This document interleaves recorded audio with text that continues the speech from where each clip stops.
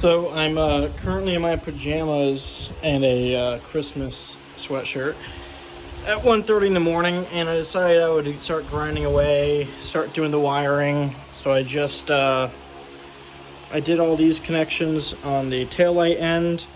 I then unplugged the plug, cut it because these only come out just a little bit for two of them. We're at that distance, and I'm gonna hide the wires in the tube.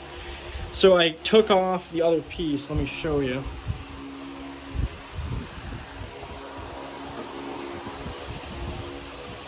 So I took it off, right? Because my thought was, oh, if I cut here, I can put these ends on that end, so I get some more slack that comes out. Well, my brilliant self cut it, put them together, put individual heat shrink on every single one of them, and this, until I realized, oh crap, I did nothing. All I did was now add another breaking point to this wire. So there is now going to be one splice, two splice, three splices. I don't have a soldering gun. The crimps I got are the wrong ones. So it's all by hand with heat shrink. Awesome. Good ingenuity. And again, I messed up on this, so that's fun.